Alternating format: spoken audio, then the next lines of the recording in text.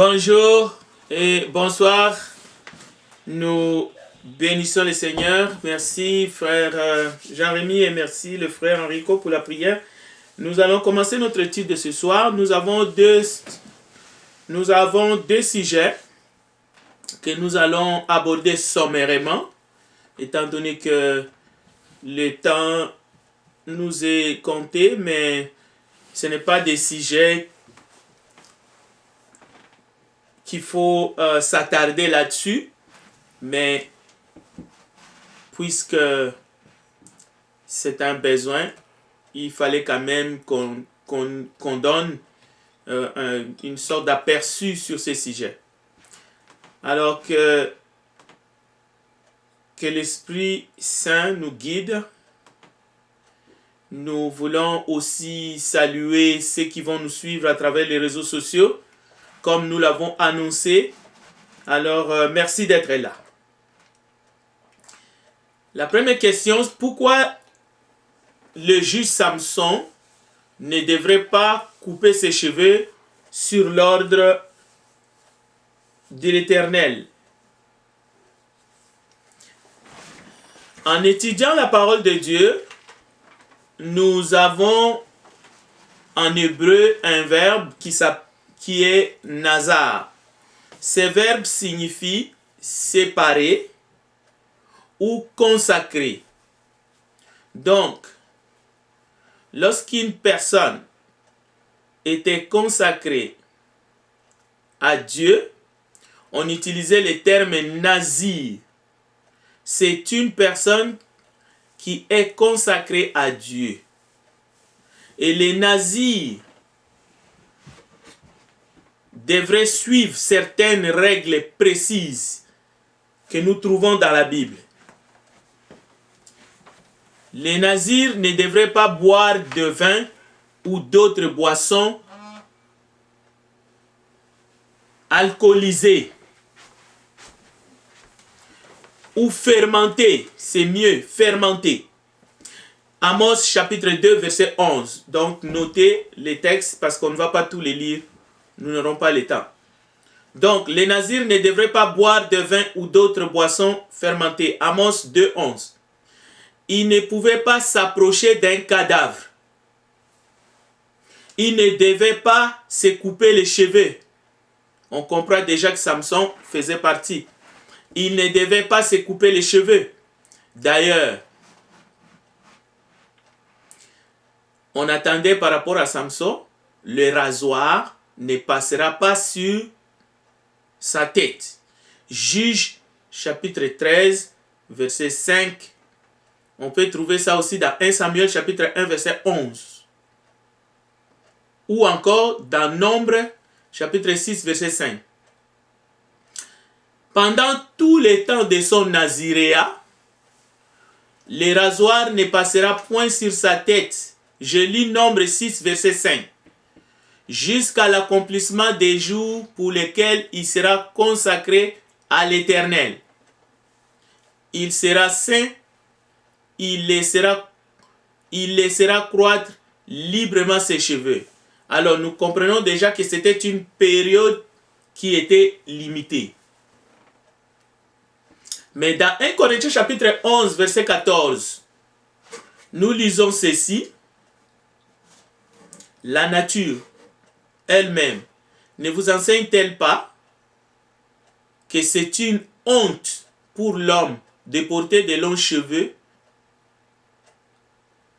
Alors, on peut avoir tendance d'opposer les Écritures, mais en étudiant les Écritures, que ce soit dans l'Ancien Testament ou dans le Nouveau Testament, il faut toujours avoir dans l'esprit et ne pas faire comme certains, ceux-là qui ont dit, soit Paul, disons, soit ce que Paul dit ou raconte dans ses lettres, cela vient de l'esprit de Christ, et on sait que Christ, le Fils, lui-même il a dit, lui et le Père, ils sont un. Soit ce que Paul a écrit dans ses lettres vient de Christ, ou alors Paul est un serviteur du diable. C'est un apostat. Et dans certains milieux, on les considère comme tels. Et il y a certains esprits qui considèrent Paul comme un misogyne. Pourquoi? Parce que dans les écrits de Paul, la misogynie vient du grec, la haine de tout ce qui est femme, femelle. Donc la misogynie, c'est un terme désignant un sentiment de mépris ou d'hostilité à l'égard des femmes motivé par leur sexe. Alors, il n'y a que ces deux possibilités. Soit on considère Paul comme quelqu'un qui contredit les Yahvé, les dieux d'Israël. Certains disent que Paul contredit même le Christ. Parce qu'on oppose ce que Jésus a dit, que ce soit dans les évangiles, et ce que Paul va dire dans ses lettres. C'est pour cela que j'ai dit, il ne faut pas avoir ces tendances-là. Alors, les nazis proviennent d'un ancien rite de guerre sainte, ayant évolué pour avoir un sens de consécration à Dieu. Consécration au culte aussi. Au départ, il s'agissait de vœux perpétuels, puis une forme plus temporaire du naziréat. Nombre chapitre 6, verset 1 à 21. Écoutez bien, à la fin de la période de consécration, les nazirs doivent alors faire divers rites, comme raser ses cheveux et faire brûler un sacrifice de communion. Donc, Samson est une figure du naziréat dans la Bible. Samson ne s'est jamais coupé les cheveux, puisque ses parents ont fait vœu de le consacrer au Dieu d'Israël. Suite à cela, en grandissant, la prophétie s'est réalisée. La prophétie qui était dite par rapport à cet enfant. Il a été pourvu d'une force extraordinaire et il a chassé les ennemis du peuple d'Israël. C'était un juge. Mais on sait comment est-ce qu'il sera livré par Dalila, qu'il avait épousé, contrairement à ce que Dieu avait dit. Qu'il ne fallait pas qu'il prenne, même ses parents lui ont dit, il ne fallait pas qu'il prenne une femme parmi ce peuple-là. Donc, maintenant, dans le Nouveau Testament, cette forme-là de consécration n'est pas reprise. On peut se poser la question, est-ce que Jésus était-il un nazir? Bon, nous lisons dans la parole de Dieu, dans le Nouveau Testament, Jésus buvait du vin. Il s'approchait des morts. On peut dire qu'il s'approchait des cadavres. Et on a des exemples.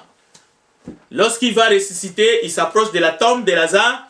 Et plusieurs fois, il a ressuscité des cadavres. Donc, Jésus s'approche des cadavres. Alors que le nazir n'a pas ses droits. Il ne peut pas s'approcher d'un cadavre. Et aussi, lorsque Gabriel se présente vers la Vierge, Gabriel ne donne pas l'ordre que l'enfant qui va naître sera un nazir. On ne devrait pas couper ses cheveux. Non, nous ne lisons pas cela. On peut regarder dans Luc 1 et même dans les évangiles. Mais par contre, notez bien, ayez votre stylo à main. Les livres des Actes des Apôtres racontent que Paul a vécu un naziréat temporaire qui s'est terminé à Sancré. Actes chapitre 18, verset 18. Et plus tard dans Actes chapitre 21, verset 23, on voit Paul avec 4 autres nazirs offrant les sacrifices requis pour terminer cette consécration. On cite ça pour montrer que c'était quelque chose de temporaire. Mais on les trouve même dans le Nouveau Testament. Alors, Jean-Baptiste est aussi celui qu'on cite souvent, soit disant qu'il était aussi un nazir. Bien entendu. Pourquoi? L'évangile de Luc affirme qu'il a été consacré dès le ventre de sa mère et il y avait des directives claires que Jean-Baptiste ne devrait pas boire de vin. Concernant de Jésus, je vais ouvrir une parenthèse. Nous lisons on disait qu'il était un buveur de vin, un ami de publicains. Maintenant, les Écritures vont nous aider dans un avenir proche pour déterminer quel type de vin il buvait. Donc, je ferme cette parenthèse-là parce que sinon, on pourrait tout de suite... parce que vous allez voir dans les textes que nous allons peut-être lire, vous allez voir que les textes bibliques faisaient la différence entre le vin et les boissons alcoolisées ou fermentées. Nous allons voir un texte tout à l'heure. Alors, revenons à Jean-Baptiste. Luc affirme que Jean-Baptiste sera consacré et qu'il ne boira pas de vin. Alors, j'ouvre la parenthèse, Luc chapitre 1, versets 13 à 15. J'aimerais qu'il y ait un frère ou une sœur qui a la Bible, maintenant qu'il nous aide dans la lecture de Luc chapitre 1, versets 13 à 15.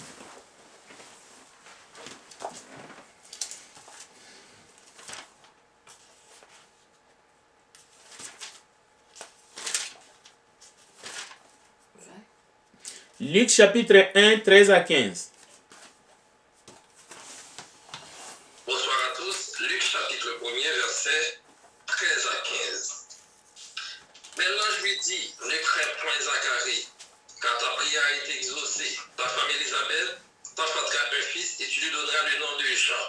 Verset 14. Il sera pour toi un sujet de joie et d'allégresse, et plusieurs se réjouiront de sa naissance. Verset 15. Car il sera grand devant le Seigneur.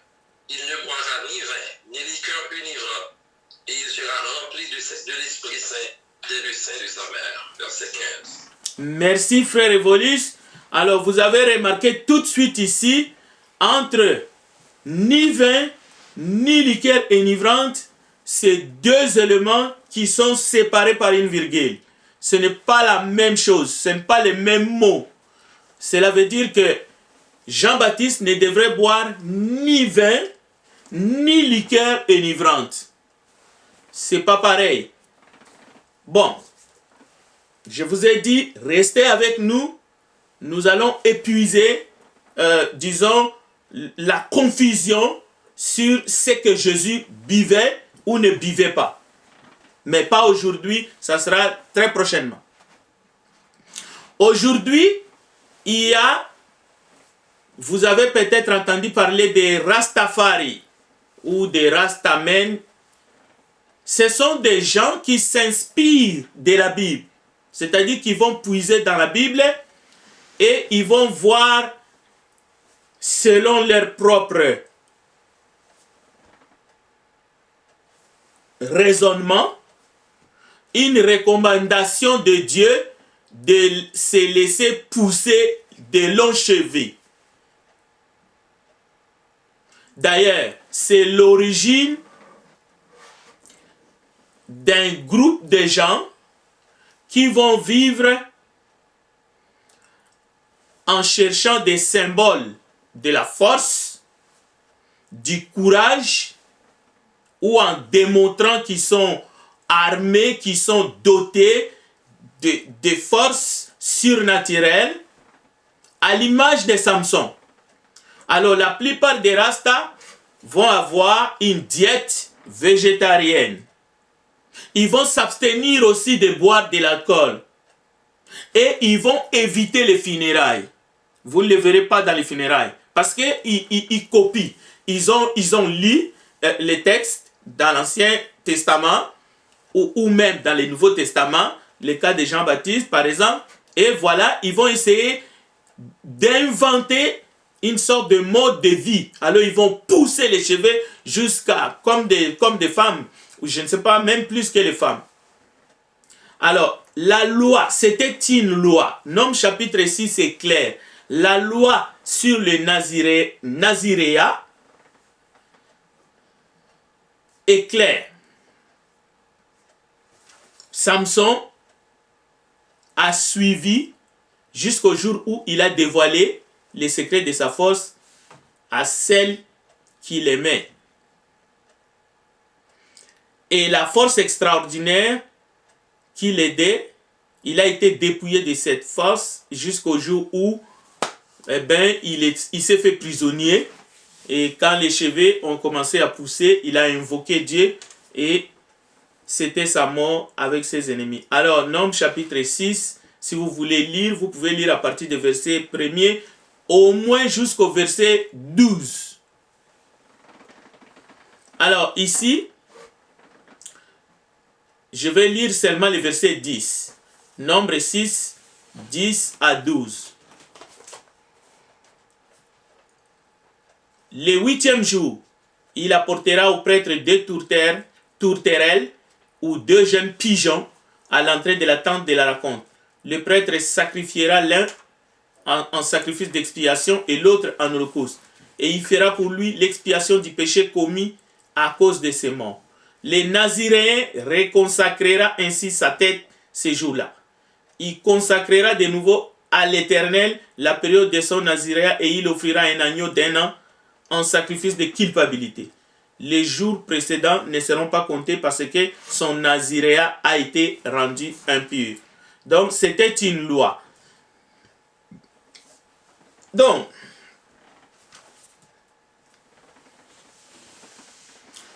l'Épître aux Hébreux, au chapitre 8, le verset 1 à 13, nous pouvons aller voir que la nature de la nouvelle alliance. Lisons les versets 1 à 6. Hébreux chapitre 8, versets 1 à 6, parce que nous allons épuiser justement cette question ici, précisément.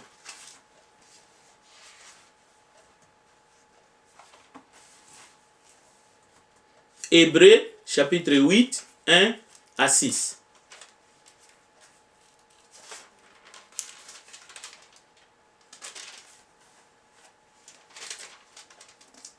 Le point capital de ce qui vient d'être dit, c'est que nous avons un tel souverain sacrificateur, qui s'est assis à la droite du trône de la majesté divine dans les cieux, comme ministre du sanctuaire et du véritable tabernacle qui a été dressé par le Seigneur, et non par un homme.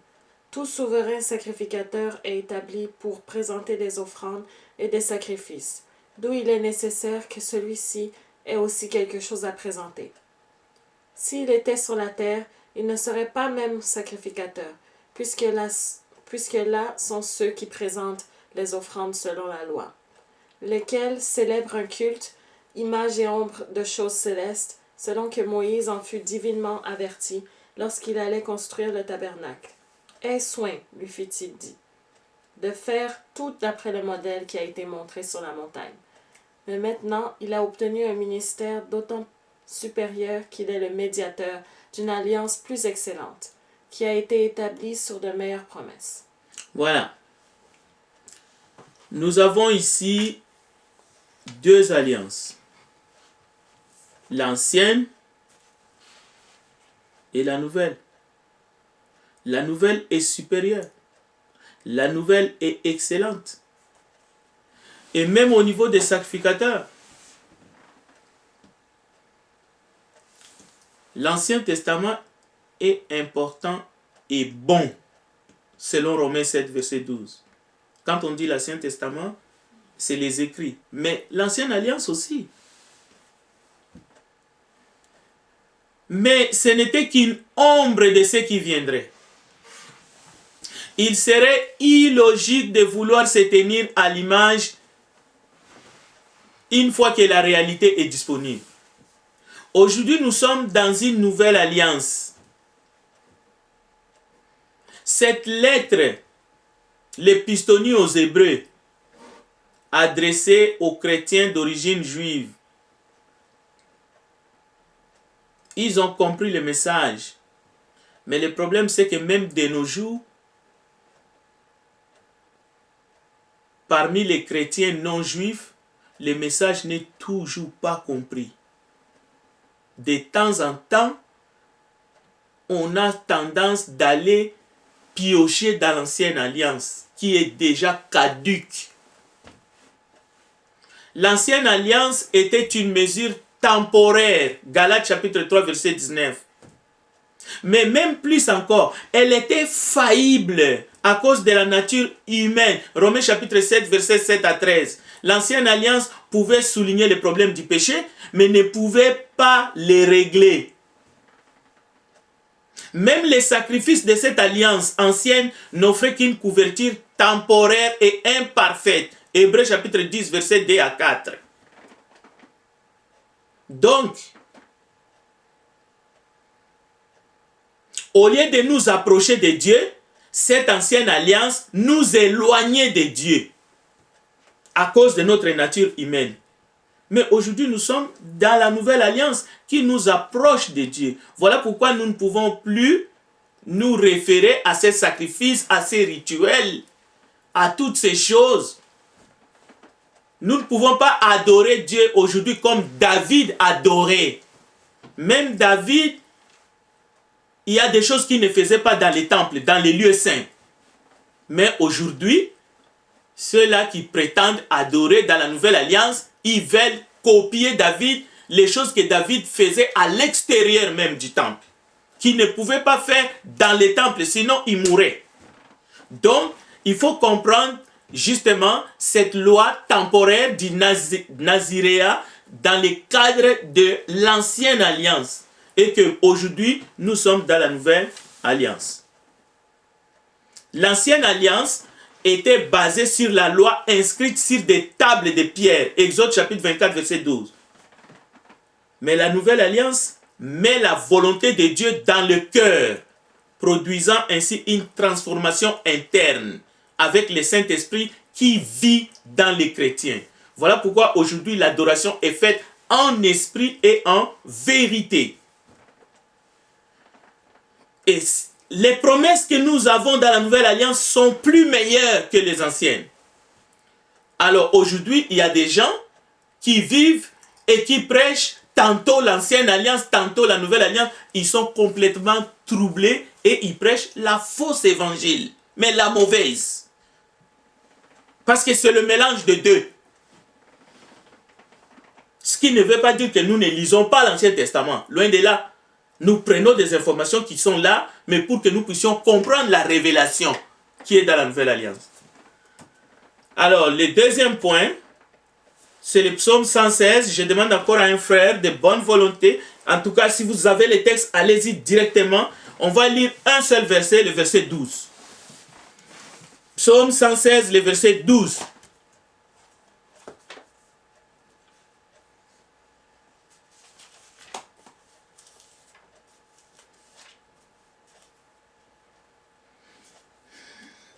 Un frère ou une sœur, s'il vous plaît. Voilà. C'est une question. C'est une question. Le frère nous a présenté une excellente étude sur la reconnaissance. Moi, je ne vais pas revenir là-dessus, mais je prends la question, qui est aussi une excellente question, pour que nous puissions nous mettre dans la même longueur d'onde et que l'Esprit de Dieu puisse nous affermir. Ça, c'est une des très belles questions que tout chrétien devrait lire et pas seulement lire, mais réfléchir et donner une réponse particulière. Chacun doit répondre à cette question en toute bonne foi. Comment rendrai-je à l'Éternel tous ses bienfaits envers moi? Bon. Si vous prenez un cantique comme celui que nous venons de lire ce matin, que le frère Jérémie nous a dirigé, je dirais ceci. Retirez quelques mots dans un cantique, dans un chant, et ne pas tenir compte des autres mots qui constituent ces chants, c'est perdre le cantique au complet. C'est pour cela que je ne suis pas souvent favorable à ceux qui prennent un cantique et on coupe les strophes ou on saute. Si on prend un cantique, chantons-le au complet au moins. Parce qu'il y a un message. C'est un chant, c'est un cantique. Le cantique, c'est un cantique complet. Parce que le message se trouve dans le cantique au complet. Les psaumes sont des chants, sont des cantiques. Et il y a des messages là-dedans. C'est mieux toujours de lire un cantique au complet pour tirer les leçons qui sont là-dedans. J'avoue qu'il y en a qui sont plus longs, comme les 119, psaume 119, ou d'autres peut-être. Et il y en a qui sont plus courts, comme les psaumes 23 ou les psaumes 33.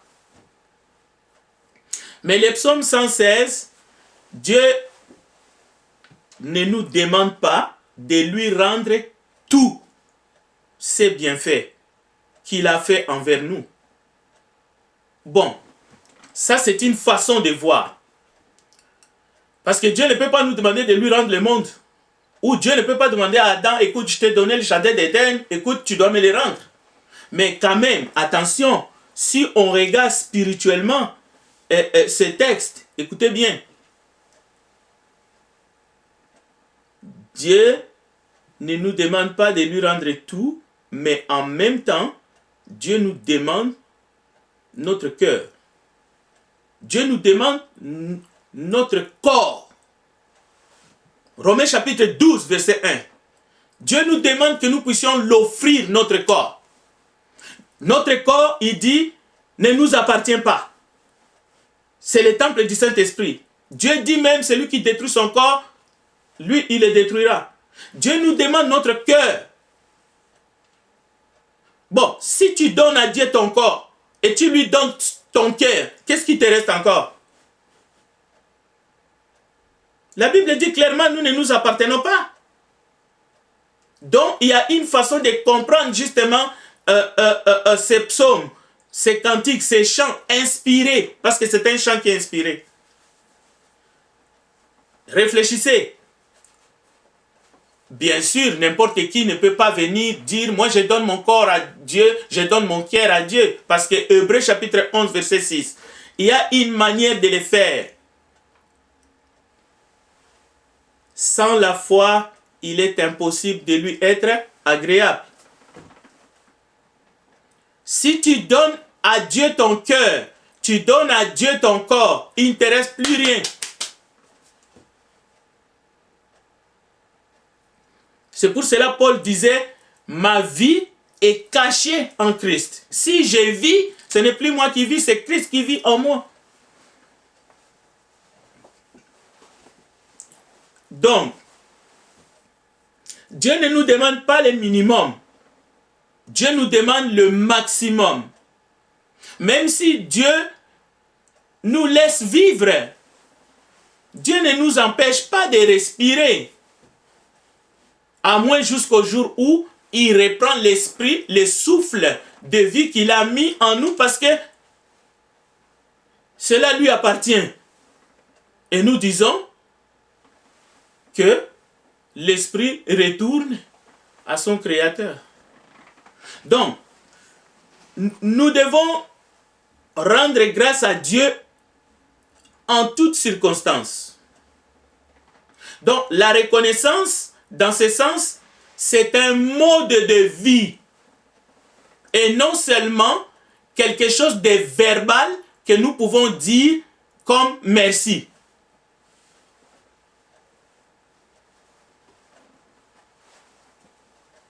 Nous devons être reconnaissants à Dieu même dans le moment difficile. Pas seulement lorsque nous croyons qu'il nous a fait du bien. Et d'ailleurs, être reconnaissant à Dieu, prenons un exemple. Dans Malachie, écoutez ce que Dieu dit à son peuple. Malachie chapitre 1, verset 6.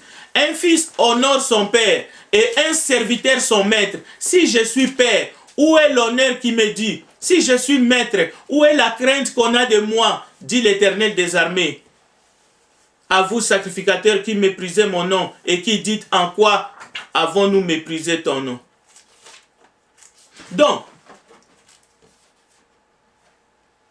Vous pouvez dire matin, midi, soir, merci mon Dieu, merci mon Dieu, merci mon Dieu.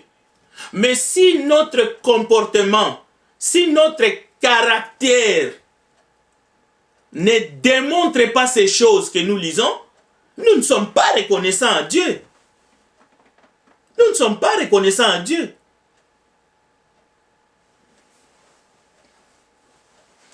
C'est ce que nous lisons dans le psaume 116. Écoutez le verset 11. Je disais dans mon angoisse, tout homme est trompeur. Comment rendrai-je à l'Éternel tous ses bienfaits envers moi? Écoutez, je lèverai la coupe de délivrance et j'invoquerai le nom de l'Éternel. J'accomplirai mes vœux en l'Éternel. Ce sont des actions. Ce n'est pas seulement des paroles en l'air. C'est des paroles suivies des actions. Écoutez, j'accomplirai mes vœux envers l'Éternel en présence de tout son peuple. Elle a du prix aux yeux de l'Éternel. La mort de ceux qui l'aiment. Écoute-moi, ô Éternel, car je suis ton serviteur. Ou je suis ta servante. Ton serviteur, fils de ta servante. Tu as détaché mes liens. Je t'offrirai, écoutez, un sacrifice d'action de grâce. Ce sont des actions. Écoutez, j'invoquerai le nom de l'Éternel. J'accomplirai mes vœux envers l'Éternel, en présence de tout son peuple. Et le verset 19. Dans les parvis de la maison de l'Éternel, au milieu de toi, Jérusalem, louez l'Éternel. Donc, deux personnes qui sont par exemple dans le culte. L'un est en train de jouer pendant le culte. La personne qui adore sincèrement, en esprit et en vérité, qui a le focus, qui est là, celui-là est reconnaissant à Dieu. Mais l'autre qui est dans la même salle, mais qui joue, qui regarde les autres, qui parle dans son cœur, n'est pas reconnaissant à Dieu. Mais il a quitté sa maison quand même. Il s'est déplacé. Donc, regardez par exemple 2 Corinthiens chapitre 8. C'est un sujet, j'ai vu beaucoup de frères utiliser ce texte-là, en tout cas, pour nous motiver à bien faire. Et ils avaient totalement raison. Écoutez, au milieu de beaucoup de tribulations qui les ont éprouvées, leur joie débordante et leur pauvreté profonde ont produit avec abondance des riches libéralités de leur part. Ils ont, je l'atteste, donné volontairement selon leurs moyens et même au-delà de leurs moyens, nous demandant avec de grandes instances la grâce de prendre part à l'assistance destinée aux saints. Donc, ces chrétiens de Macédoine étaient reconnaissants à Dieu parce qu'ils savaient qu'est-ce que Dieu a fait pour eux. Mais ce n'était pas des prétendants ou de prétentieux pour dire qu'ils vont remettre à Dieu tout ce que Dieu a fait pour eux. Ce serait complètement utopique. Mais au fond de leur cœur, malgré leur grande pauvreté, c'est comme la pauvre veuve qui a donné quelques sous, mais Jésus dit qu'elle a tout donné. Donc c'est cela que nous devons comprendre si nous voulons comprendre le psaume 116, le verset 12. Il s'agit de la bonne volonté quand elle existe, est agréable en raison de ce qu'elle peut avoir à sa disposition et non de ce qu'elle n'a pas. Ça c'est 2 Corinthiens chapitre 8, verset 12. Car il s'agit non de vous exposer à la détresse pour soulager les autres, mais de suivre une règle d'égalité dans la circonstance présente. Votre superflu pourvoira à leurs besoins, afin que leur superflu pourvoie pareillement au vôtre, en sorte qu'il y ait égalité. Donc c'est ça le principe au fait. La reconnaissance, pour terminer, c'est l'amour. Dans le monde, on parle de l'amour comme un slogan. Il faut des preuves d'amour, comme il faut des preuves de reconnaissance. Bien sûr qu'il faut parler, il faut exprimer cette joie-là. Nous le verrons dans les 2 derniers versets. Mais, n'aimez pas seulement en parole. Mais il ne s'agit pas non plus d'une compétition de vouloir redonner à votre bienfaiteur exactement ce qu'il vous a fait. Mais il s'agit d'être honnête, d'être sincère, d'apprécier les gestes, mais aussi, surtout dans les cadres spirituels, parce que la reconnaissance, c'est quand même la reconnaissance d'abord envers Dieu et envers nos semblables. Il s'agit d'être reconnaissant dans le sens où on s'investit soi-même. Quelqu'un peut vous donner une voiture, mais vous pouvez prier sincèrement pour la personne. Peut-être que vous n'aurez pas la possibilité de lui rendre une voiture. D'ailleurs, il ne prendra pas. Beaucoup sont comme ça. Il y a des gens qui aiment donner, mais ils n'aiment pas recevoir. Il ne s'agit pas de les critiquer, il ne s'agit pas non plus de faire comme eux. Mais quand même, tu peux toujours être là pour donner le meilleur de vous-même. Que la parole de Christ habite parmi vous abondamment. Instruisez-vous et exhortez-vous les uns les autres en toute sagesse, par des psaumes, par des hymnes, par des cantiques, chantant à Dieu dans vos cœurs sous l'inspiration de la grâce. Colossiens chapitre 3, verset 16. Donc, les chrétiens ne jouent pas avec Dieu. Il a la crainte. Pourquoi? Parce qu'il est reconnaissant. Celui qui n'est pas reconnaissant, écoutez, c'est un m'en-foutiste. Il peut offrir même comme Caïn. Et Dieu, on dit, on ne se moque pas de Dieu. Il n'accepte pas n'importe quoi non plus. Hein. Alors, écoutez ceci, que j'ai trouvé intéressant. Ma première chambre et mon premier restaurant, c'est le ventre de ma mère. Et mon deuxième restaurant dans ce monde, c'est la poitrine de ma mère. Ça sonne bien, n'est-ce pas? Mais écoutez la suite. Un père et une mère sont capables de faire grandir 8 enfants. Mais 8 enfants sont incapables de nourrir leurs parents. Et ça se termine par un conseil. Souviens-toi de tes parents malgré tes occupations et tes projets. Car eux, ils ont tout fait grâce à Dieu pour qu'aujourd'hui on te connaît. Alors, à quoi ça sert de dire à ta mère, je t'aime ma mère, je t'aime ma mère, j'aime ma mère, de dire à tout le monde, j'aime ma mère, mais au fait, tu fais rien concrètement pour elle.